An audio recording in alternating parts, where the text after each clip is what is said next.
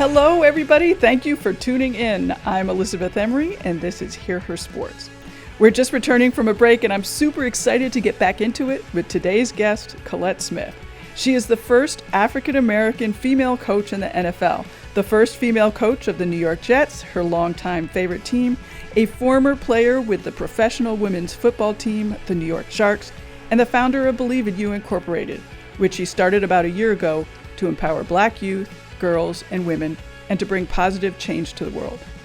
Collette is also just an absolutely stunning person, so full of energy, hilarious, while also talking about serious, important stuff.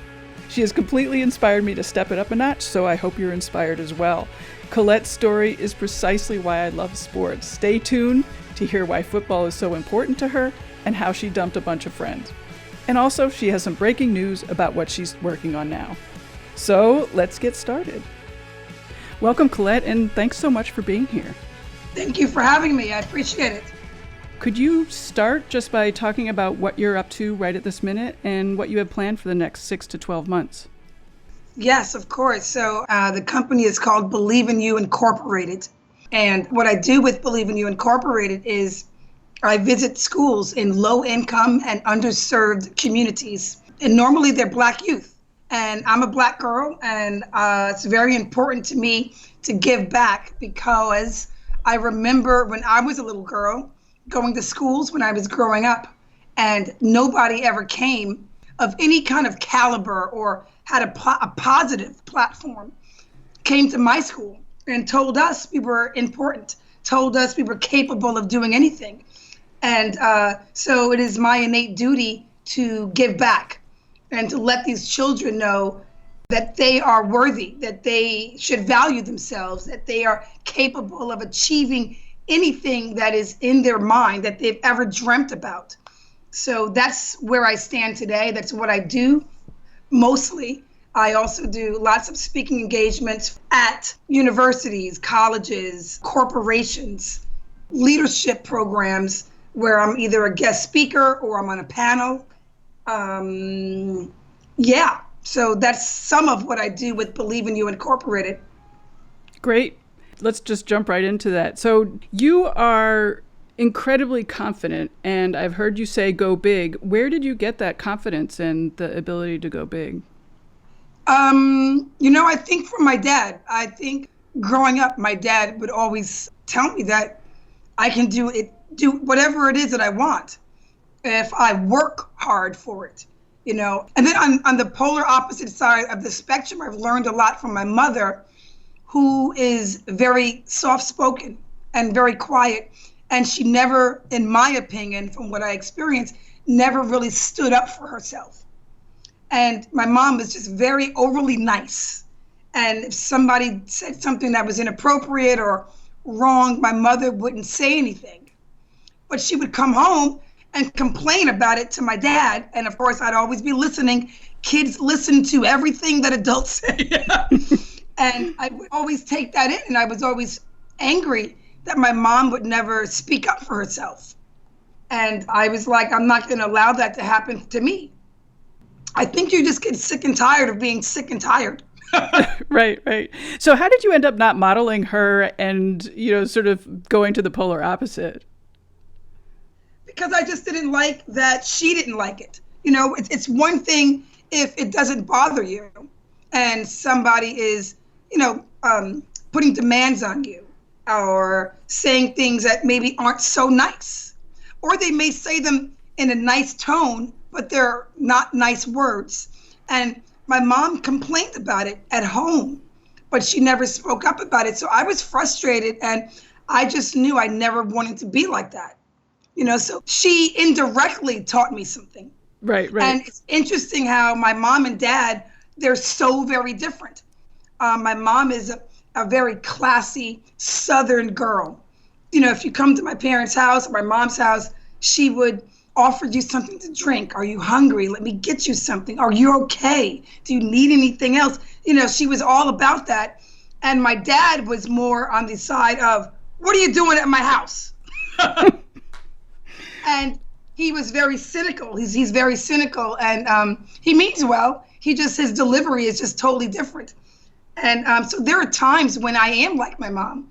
It depends on my environment. So if I'm somewhere, I do have those ladylike tendencies, and that, it's pretty innate for me to, I guess, just, take in whatever.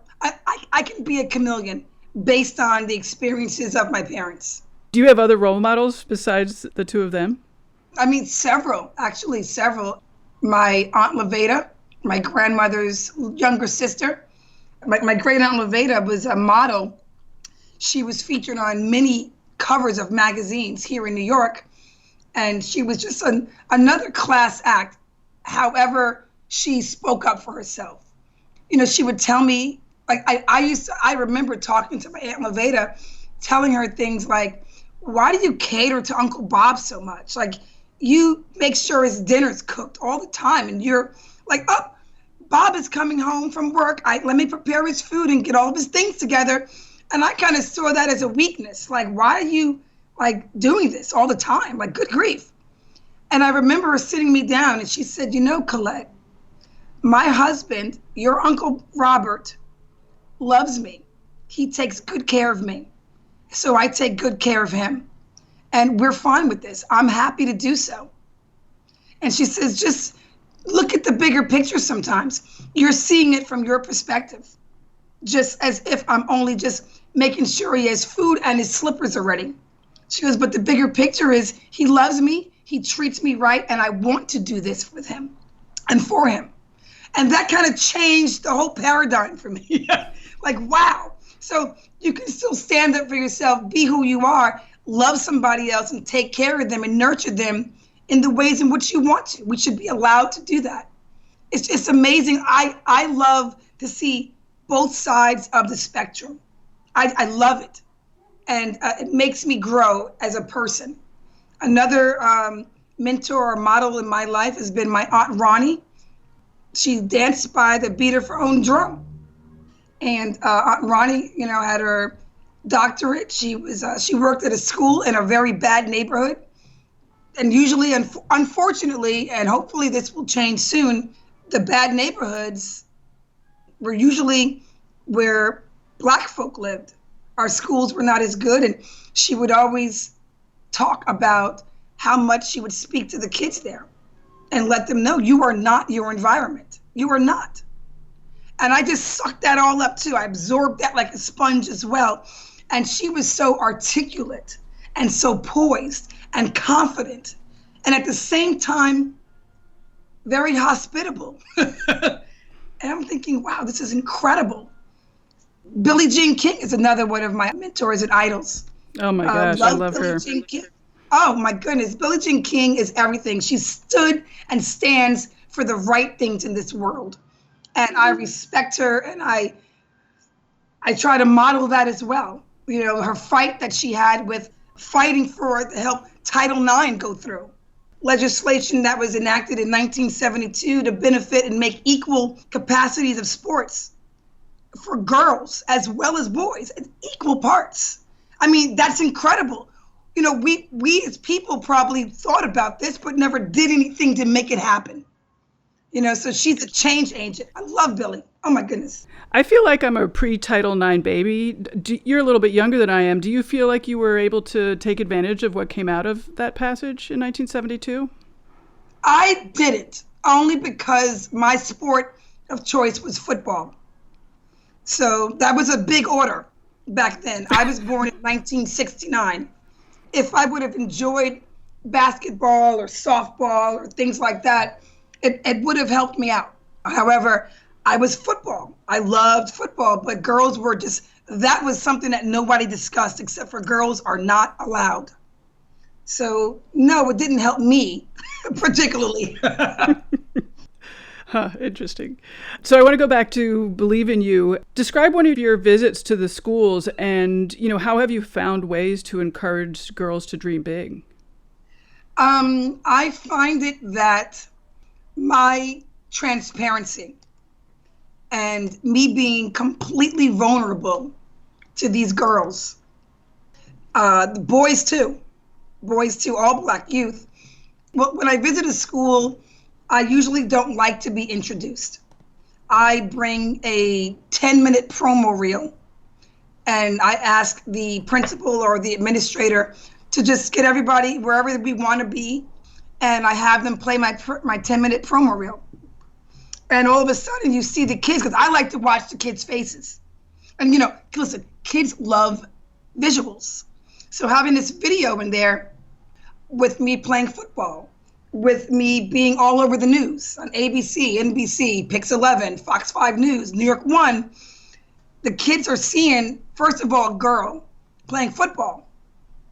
And they're all like, wait a minute, girls don't play football. Already I've achieved something with these children.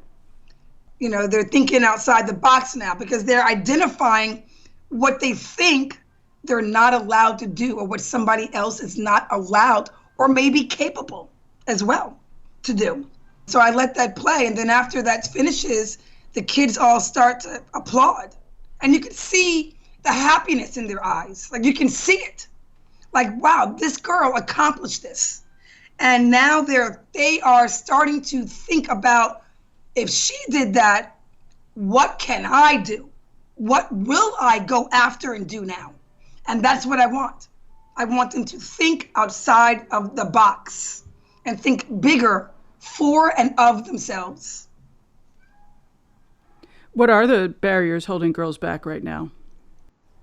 A lot of the same barriers that held us back, that held me back, they still exist. I think girls thinking that they have to, what is the right word? That girls think that they have to be sexy in order to love themselves.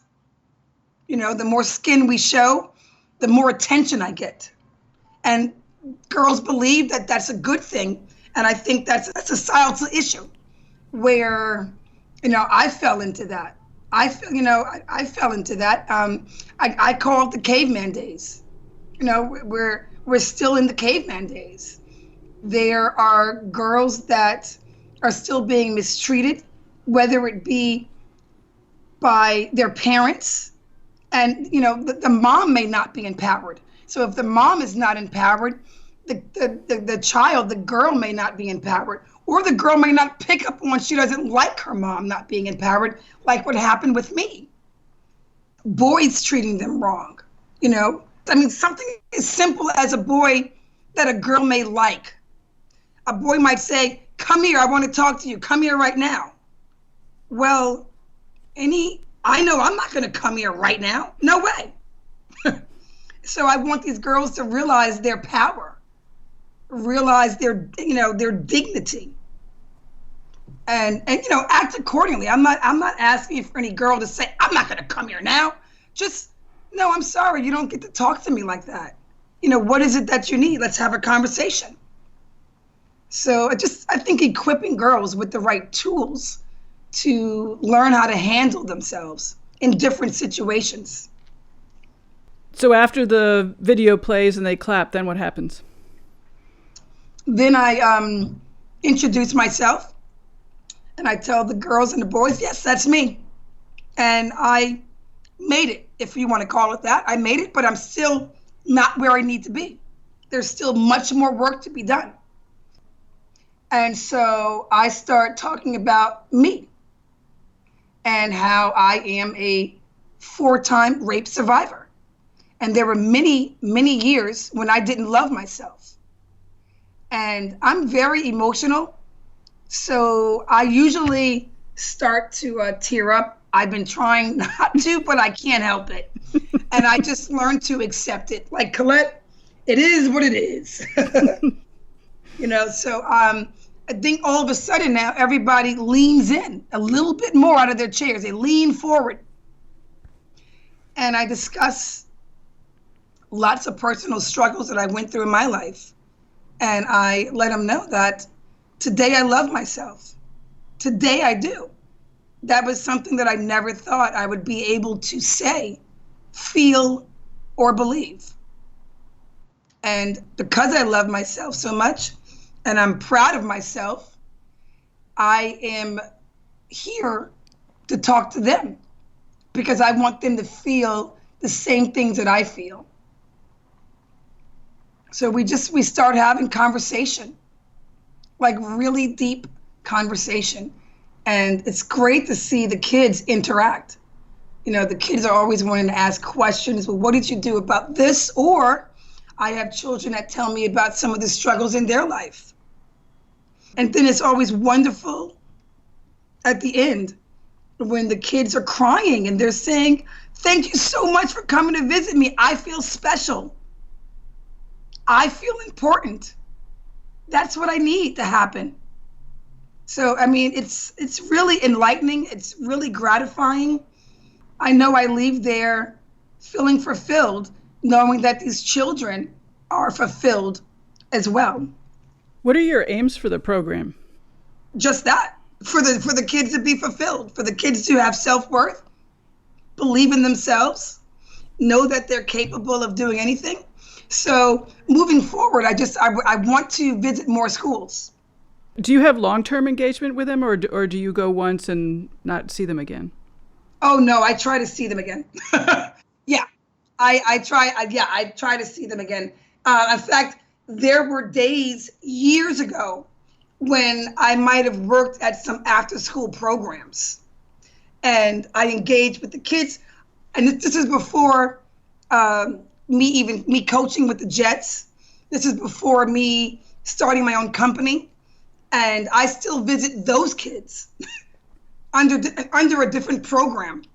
Yeah, I remember a little boy, a middle school kid that I met, and his name was Tomar. I remember the teachers in the school when they met me, and they said, "Oh, you're in which classroom are you in?" And I told them the number because I had never been to this school before. I said, "This is the classroom I'm going to be in." And both of these teachers said, "Oh, yeah, those kids are really bad. Oh, and watch out for this guy and this guy. Oh, and this girl's a problem also." And I thought, how horrible is that? So these teachers are giving me a first impression, their first impression, or their lack of how to handle these children. And I could now treat this kid bad the way they are. I didn't think about treating this kid bad. I went in there and spoke to them like we are all equal. And sure enough, this kid, Tamar, was a little difficult. But you got to understand, I understand why he was like that. Because if everybody in every classroom, he's now got a history of being the bad kid. So he's already prejudged. So he's not treated equally. Well, I'd say after 2 days of working in this classroom, I remember him coming in and he sat down, he pulled out his homework, he started doing it, and he was quiet, and I gave him praise for that. And he looked at me like, "You're giving me praise? Like nobody does that." And I could see how much he needed it. And wow. I could still see his face, and he was so surprised that he was being treated good. And we had a discussion about, respect of yourself and respect of others. And it went a long way with him. I have gone back to see him at that school, even after I left that program. Yeah, so these children are like all my kids. Right. You said something interesting, that you didn't love yourself, and I've read that you said at 42, when you discovered football, you started to love yourself. Yeah. That's so fascinating to me that sports brought you that. Yes, sports definitely brought me that. Love of self, love of worth. Football definitely changed my mindset about me. Because I believe that I never thought about me. I honestly believe that because of the several rapes that I had gone through in my life, and listen, 2 of the rapes were from a family member when I was a freshman in college. And my family disowned me. I mean, they didn't say, "We're disowning you." But if I go to my grandma's house, which is the second home that I grew up in, and everybody's there, and the very person that raped me is there as well, and everyone's saying, "Hey, how you doing, Ron? Good to see you. Grandma made gumbo." and some shrimp etouffee. Want some? It's really good. And I'm thinking, oh my goodness, everybody knows he raped me and twice, but he's here in my home and our home. Wow. So that played a big, horrible part on my psyche. And that was a very pivotal age, for me, 18 years old, freshman in college. The sky is the limit. And I always wanted to go to Tuskegee, all-Black university. And I wanted to have my doctor of veterinary medicine degree from that school, from that very school. And I never finished. And so on so many levels, things were falling apart. So I wasn't worthy. I didn't deserve goodness. I didn't deserve to be happy. That's that. No one's going to support me, not even my family. Well, then whatever. That's kind of how I lived my life. I had a lot of horrible relationships since then. And then I found football. And, oh my God. I remember going to the football field for tryouts. And first of all, I was like floored that there were women professional football players in the world. And you had never heard about that? Never heard about it. And it had been going on since 1999. I didn't discover it until 2011 when I was 42. So imagine my surprise. And I mean, my eyes got big, like I was spooked almost, like, what? No way. So driving up to that football field and then taking it all in and seeing 45 to 50 women in full equipment on a football field with coaches yelling at them, praising them, and telling them what to do with technique. I was, all of a sudden, it was like,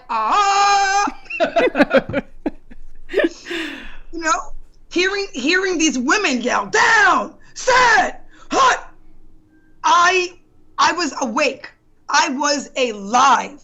And I think the way that I looked at it was these very women are strong. They're powerful. They're doing something that the world says we cannot do. And they're doing it. How dare me not love myself, not think bigger. And so from that point, I challenged myself for the better every day after that first day, even just at tryouts. I got rid of people in my life that were no good. I was hanging out with, girls that were doing drugs and drinking and staying up until 3, 4, 5, 6 a.m. in the morning. And for me, that was a regular Friday night.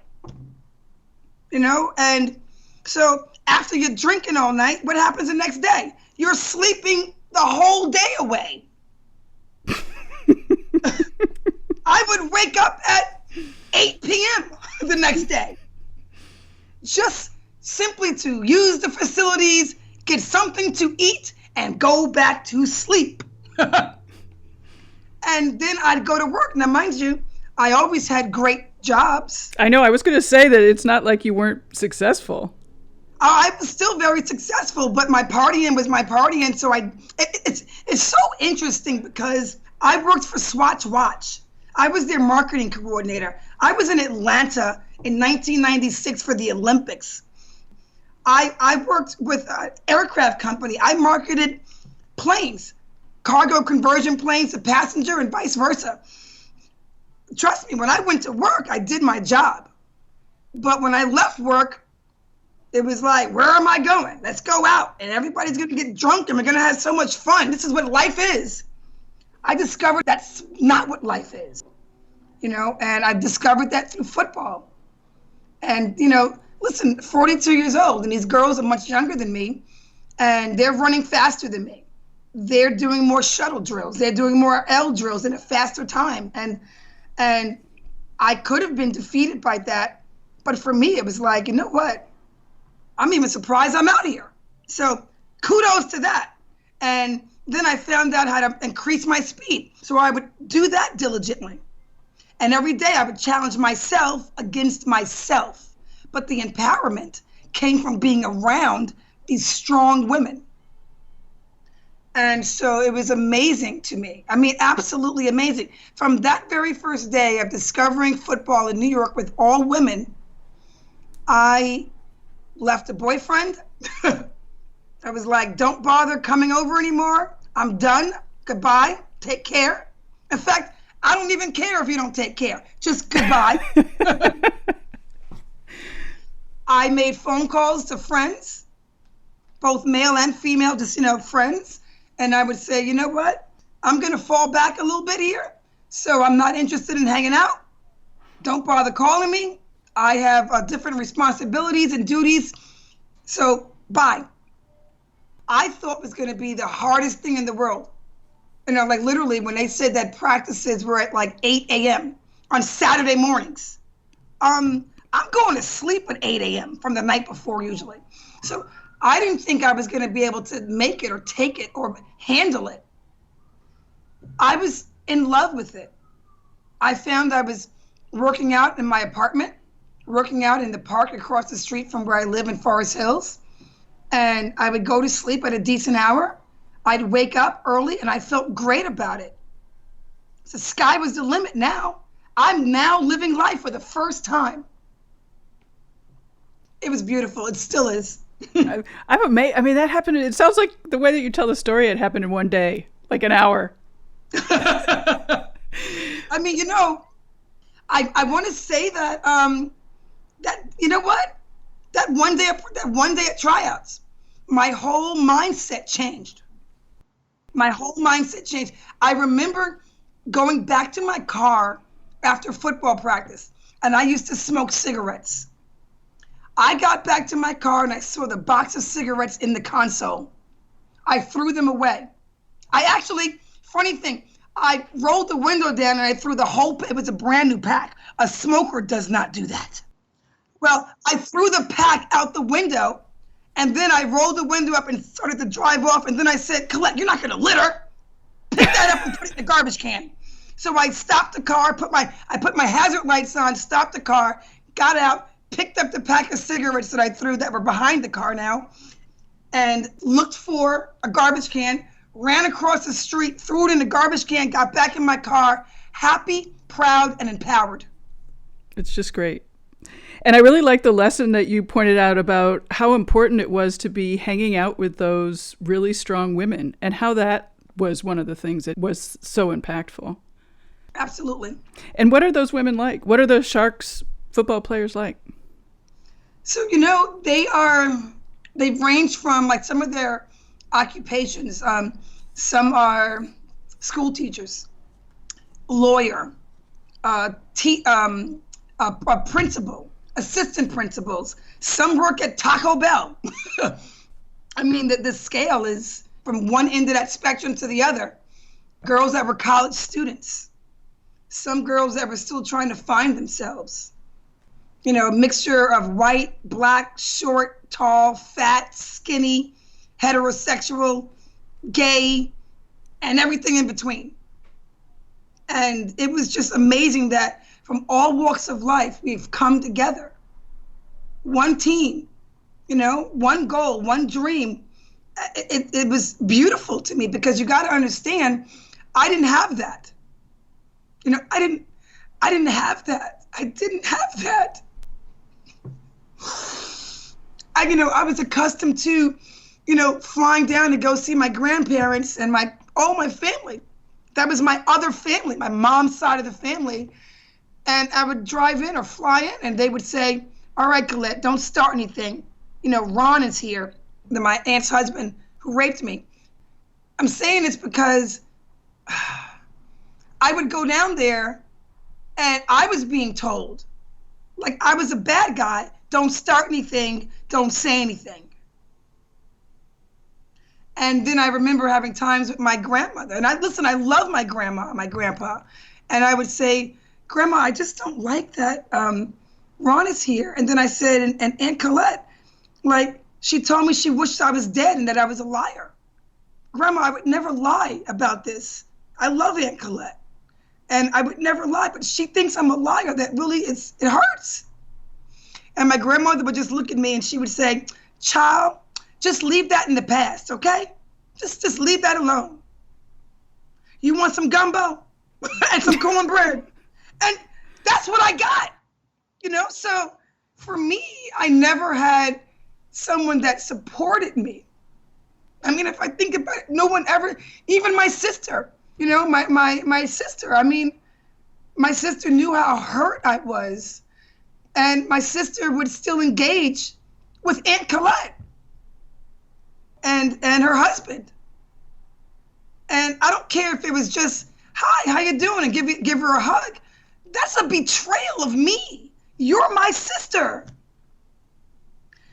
So that's all I had for many of my years on this earth. So to be around women in football that were all here supporting each other, crying together, laughing together, challenging each other together was something that I wasn't accustomed to, but damn, did it feel beautiful. And you bring something else up, is that sports, even today, sports is one place that women can be aggressive or even assertive is not always looked well on. But sports, they can do it. And in football, it's like, that's what you're supposed to be doing. Right. Yeah, you know what? We used to get yelled at. I would get yelled at a lot by the coaches because if I tackle somebody, I would always go, oh, sorry.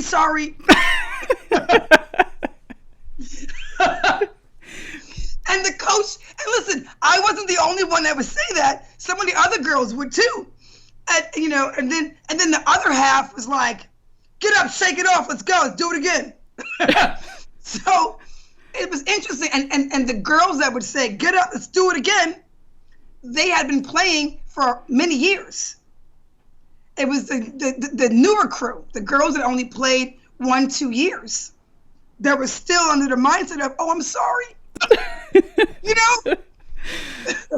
That's great.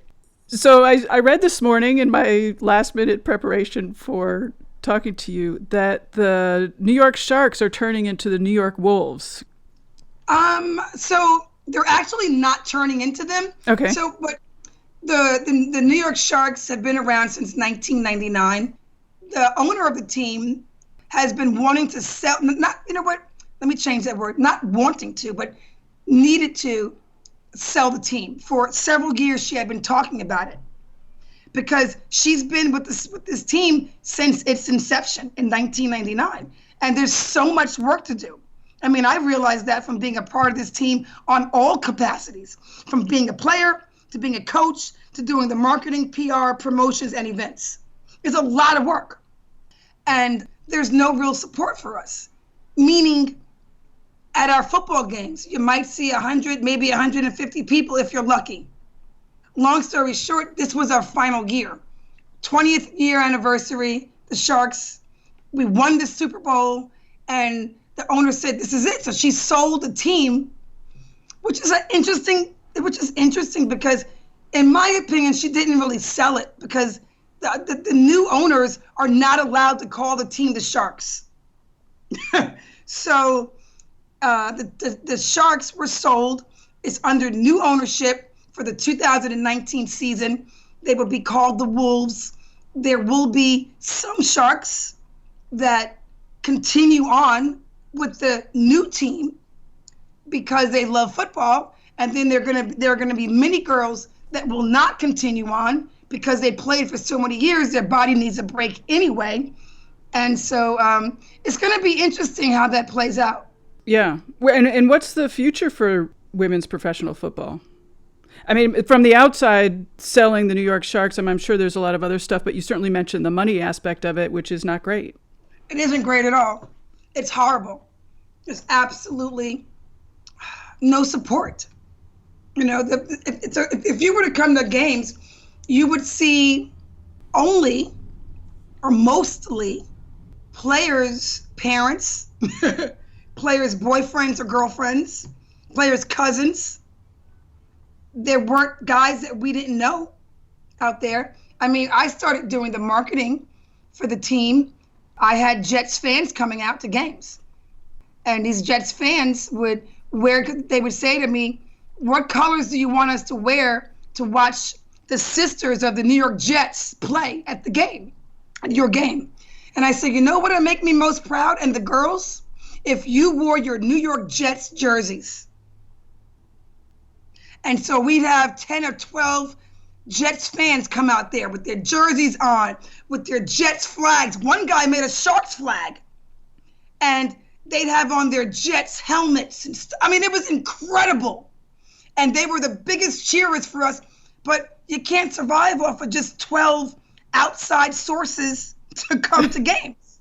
You know, we were appreciative of that, and I am forever in gratitude to them. But it's difficult. Now, on the opposite side of that spectrum, if you go to Pittsburgh or Boston, or Utah, that's football country.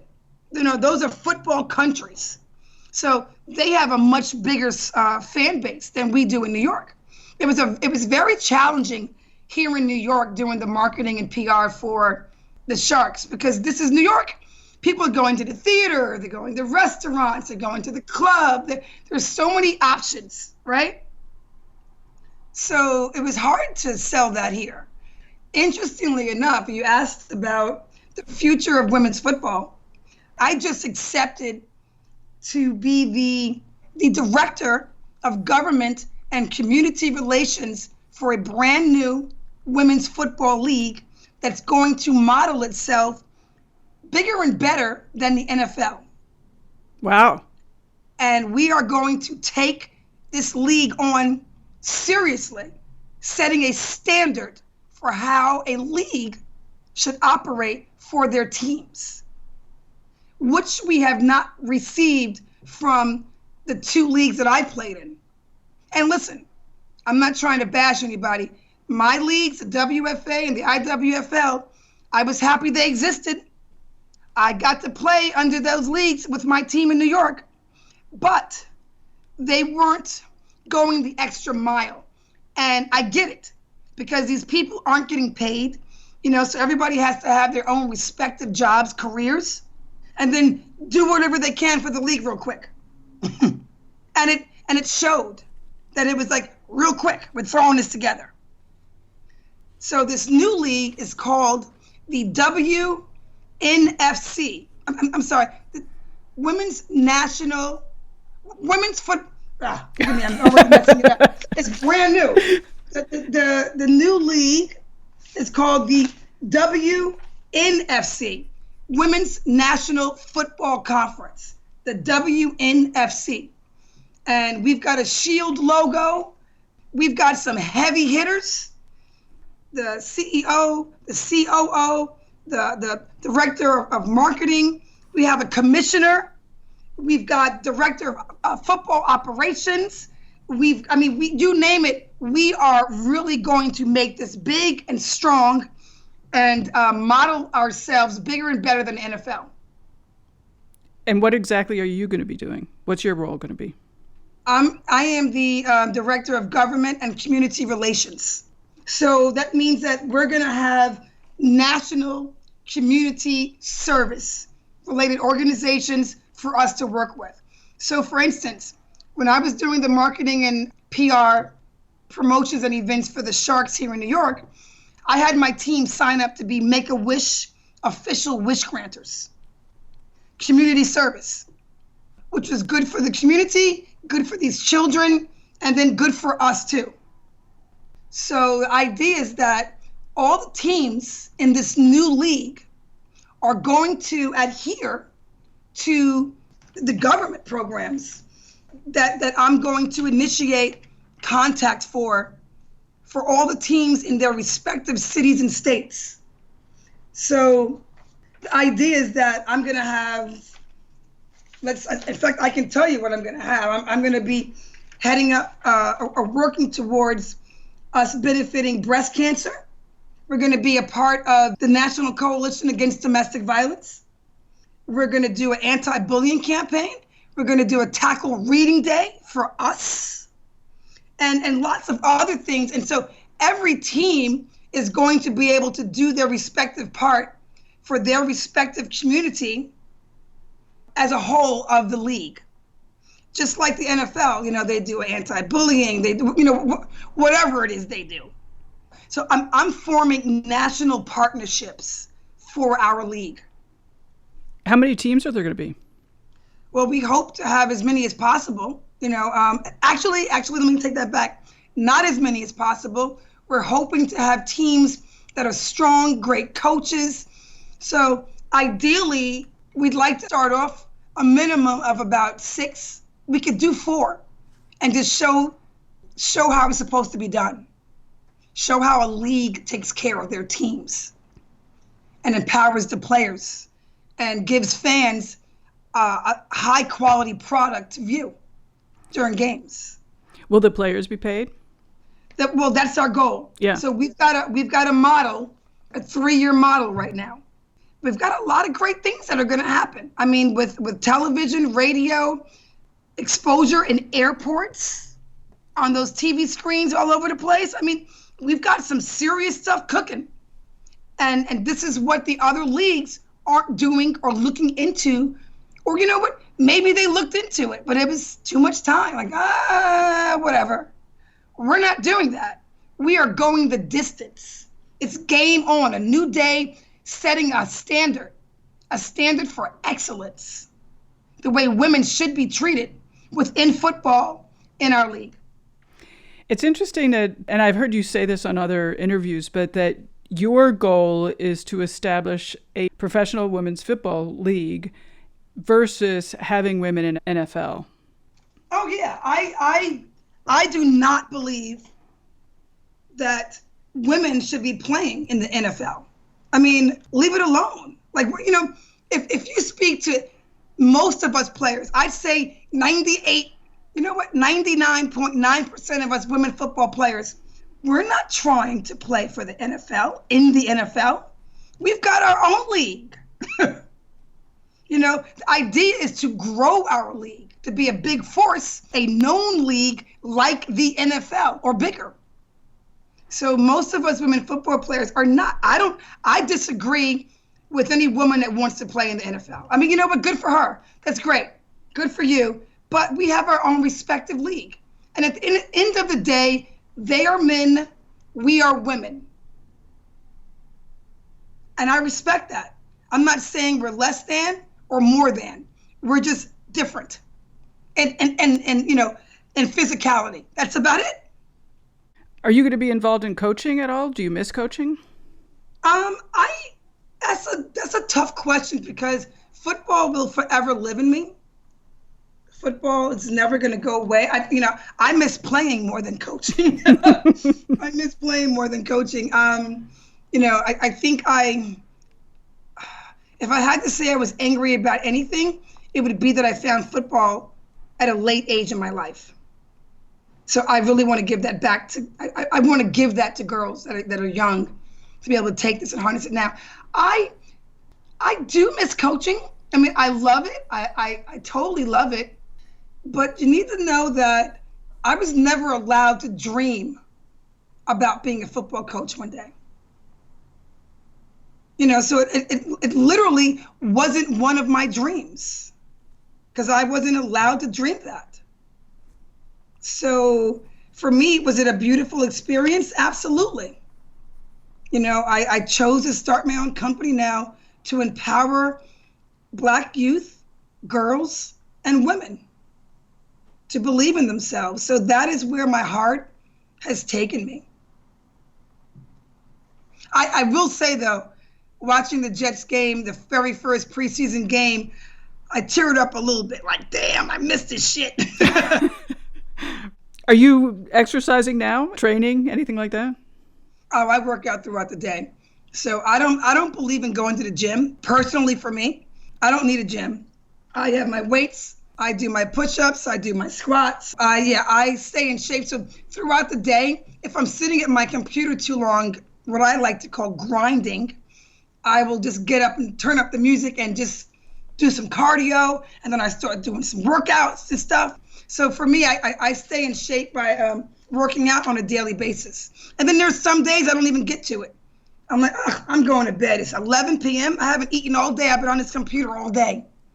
So there's some days that I miss working out, but it's definitely something that's going to stay with me forever.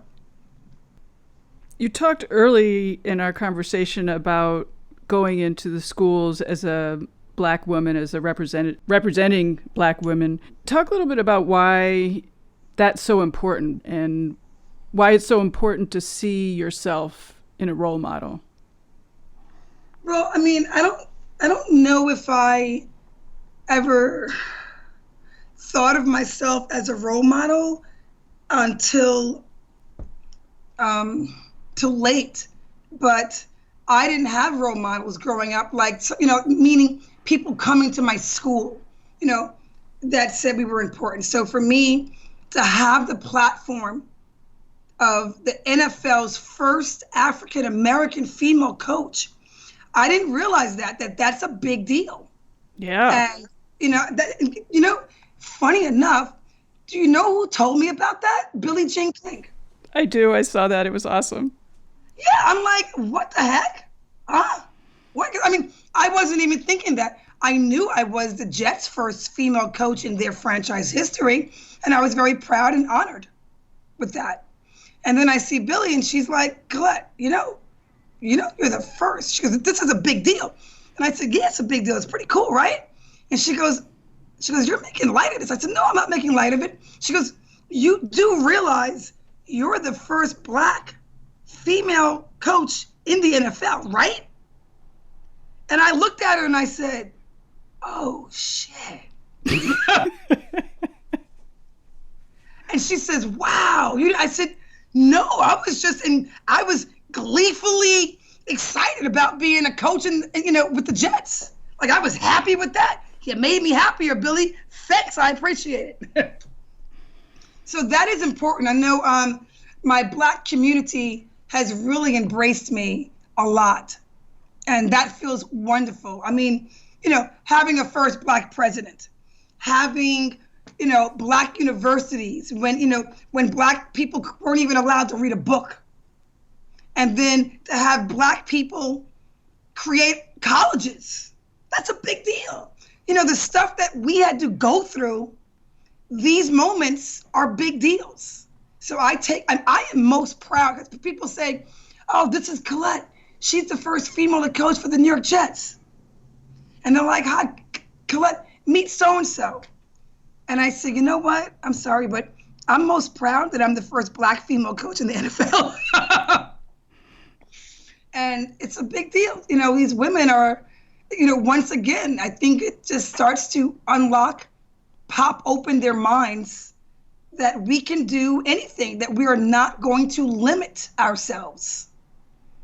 That's what this means to me. I mean, if I thought about it, I'm like, oh my goodness. I mean, I can think about what I would think if I heard that there was some woman that was the first African-American female coach.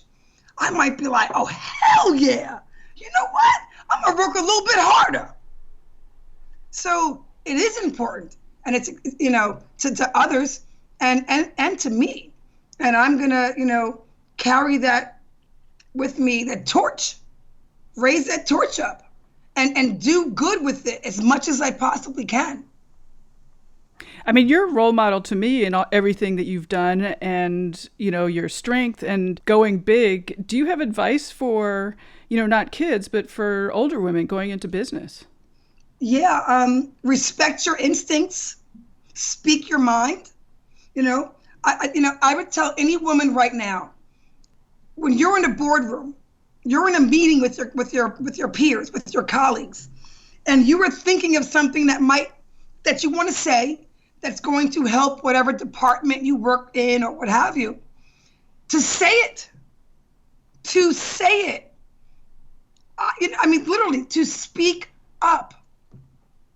I did not do that for a lot of my years in corporate America. Like, I have a great idea. This could be really good, but you know what? It might not be a good idea. So let me just not say anything. And then maybe the next day you hear somebody talking about my idea. Like, good grief. And then I think about it, with us women, If a man speaks up and his idea sucks, it's not like, oh, you're horrible, you're dumb, don't speak again ever. It's just simply, you know what, that won't work because of X, Y, and Z. And the guy's like, oh, okay, yeah, you know what, you're right, makes sense, okay. And, for a woman, let's have that too. Let's have that too. Speak up. Have confidence in yourself. Literally, have confidence in yourself. But I would also suggest and say, we got to do a little bit more homework than the men. We have to always got to have something extra in your pocket. Those backup plans in your pocket. Come equipped with backup plans all the time. Be 2 steps better than the next guy. And speak up for yourself. That's great advice. What are your long-term goals, 10 years from now, 5 years? To be global, to have Believe in You, to be a global company, reach a bigger mass. I'm going to be going to Africa, as a matter of fact, soon to empower girls there in football, in American football. So for me, 10 years from now, I see Believe in You all over the place. From Bengali to Africa to, France, New Zealand. Every school to have my program in their school, especially here in New York. Like, my target is to get into every single school in New York. That's a big order. Yeah, I'm up for it. So why is coaching so important? Teaching skills, essential life skills. Coaching is more than baseball or football, although that is extremely important. But you're giving these kids a serious, solid foundation on how to conduct themselves. When you play a sport, you are making yourself responsible, accountable.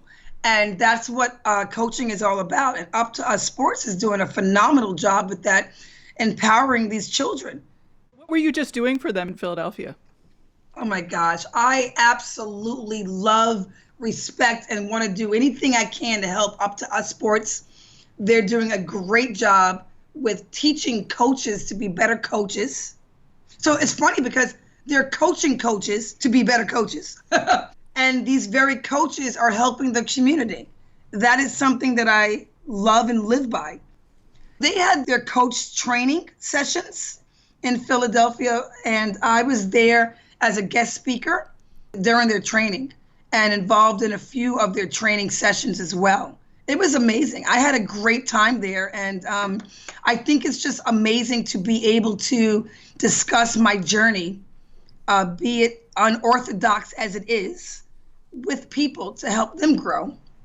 I love that they address the issue that coaching is not easy and not everyone should be coaching. Oh, yeah. Oh, yeah. I know many coaches in the world that should not be coaches. Right. The other thing I really like about it is they address the issue of how important it is for girls, young girls, to have female coaches, that there's a big difference between having a female coach and a male coach. Oh, yeah. Oh, yeah. That's something that I learned by being a player with the New York Sharks.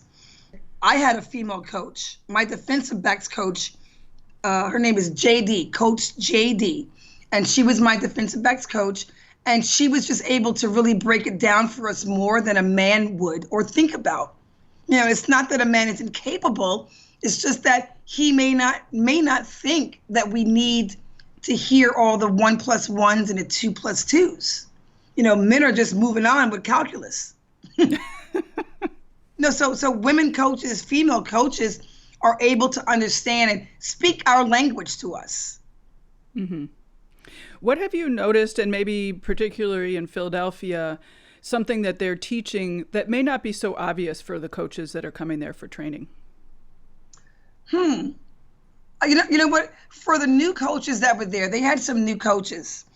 Some of the skills they were teaching them would not be to go to a level 10. Start off with forming a relationship. See, coaching is also about relationship and a strong foundation.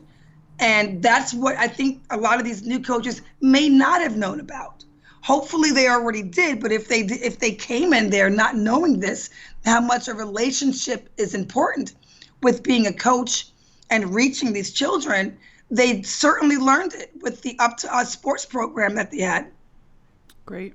Is there anything that I haven't asked that I should ask? We didn't talk about all the social and political issues going on in football right now. Are you interested in talking about that? Listen, I can talk about anything. I don't mind. Whatever you want to ask me, fire away. I know that as of lately, though, I was featured in a segment on HBO Real Sports, and I know that they cut out a lot of positive conversation that I had with children, and it kind of. Boy, I tell you, I'll be the first one to say we women should have a choice. Of course, everybody should have a choice. But I think that we are so conditioned by sexually objectifying women that they think it's so, they being whoever they is, male and female, think it is okay to exploit women's bodies. And I am against that. I am against it. I don't know. There's going to be some deeper conversations about that soon. Some programs are reaching out to me to delve into this topic a little bit deeper. I'm happy to do so. I had somebody tell me or write about me on a tweet or something that called me, "Hail Collette Smith," like I was Hitler, my beliefs are no beliefs. And I was like, it's not what I'm saying, I just want people to respect women, not based on their appearance. I really liked in that segment that you weren't objecting to cheerleading, you were objecting to the way that they're clothed. Right. Cheerleading is fun. And I know when I was in high school and college, we had cheerleaders. They weren't scantily dressed, So I like cheerleaders, but let's put some clothes on them, When we start going to work in a bikini, and male and female, does that make it right? It doesn't. These women are athletes, and I respect them, and we should respect them. And I think they should respect themselves more. Well, the other thing that I think about a lot is that they're clearly not respected. They don't get paid. Or, they don't get paid for the job they're doing, certainly. Yeah, well, that too. But then I think about that. That makes me think more. So if we paid them, would it be okay if they were scantily dressed? No. Right? So it's just like everything is wrong with that. Like everything is so wrong with that. The world has conditioned us to just to make us accept it. Right. I think about, and I hate to say this because I love animals. I'm a big advocate for animals. Nobody should be buying pets. Nobody should buy a puppy or kitten. Go save a life from the shelter. But if you think about it, if you train a dog to, whatever it is you want him to, you give him a treat or you beat him. You beat the dog enough, he's going to be scared. Well, to me, we've beat up into society that women are supposed to be sexy and wear no clothes to get attention. And it's not okay. Like, when are we going to wake up? This is 2018. You're going to put a bikini on. Good. That means you're at the beach or you're at the pool. You're not on a football field, though. Like, give me a break. Are you hopeful? I am hopeful. I think it's going to take a little longer than I'd like it to. But I'm hopeful. Little by little, there's positive change. I hope so. Yeah. Yep. Yeah. So normally often I end with questions about nutrition, but I know that you're a big animal lover and you just brought it up. So what pets do you have at home? So I have a rescued pit bull named Isabel, and she is the biggest love bug. So I have a pit bull named Isabel, and then, interestingly enough, my pit bull Isabel rescued a kitten. What? Yeah, I know that sounds kind of odd, but listen, I'm a dog girl. You know, I had a cat before. I'm really a dog person. I didn't want a cat. I mean, I love them, but I don't want one. And my dog and I were walking, and this little bitty kitten came out of nowhere and just started screaming, yeah, yeah. Like literally, like, help me. Where's my mom? I'm lost. I picked the kitten up, which is rare. Kittens don't let you pick them up usually. And the kitten let me pick him up. And my dog is just wagging the tail and like all excited and happy. I put the kitten back down in the grass away from the street. And I go to walk away, and then I got pulled back by the leash. My dog pumped the brakes. My dog sat down and stopped, would not walk. And I said, Isabel, come on, let's go. She would not move. And she turned her head, looked at the kitten, looked back at me, and would not move. And my dog is very obedient. And I was like, oh, Isabel, come on. And my dog would attempt to walk. And then she's like, no, you're not going to fool me here. We got to save that kitten. So I picked the kitten up, and my dog is like, okay, now we can walk home. So I got a daggone cat here now. That's an awesome story. Yeah, Charlie. So it's Isabel and Charlie. So, yeah. Well, Collette, thank you so much for being here today. I really appreciate it. Thank you for having me. I appreciate you too. Bye-bye. Bye-bye. Thanks to you for listening. Hear Her Sports was started to increase media coverage of female athletes and women in sport. 44% of athletes are women, and only 4% of sports media coverage is about women. That's not a number, it's a rounding error. Tell your friends about the podcast and about fantastic, strong women speaking up and doing amazing things. Please subscribe on iTunes, subscribe to the Hear Her Sports newsletter, or donate on hearhersports.com. and encourage others to do the same. As women, we're all going to benefit from spreading the word and speaking up. Women in general, you, me, and my inspiring guests. A big thank you to Agnes Studio, the band Goldmines, the blog She Rides a Bike, and Leap Strategies for super support and partnership. I'll be back in 2 weeks. Bye-bye.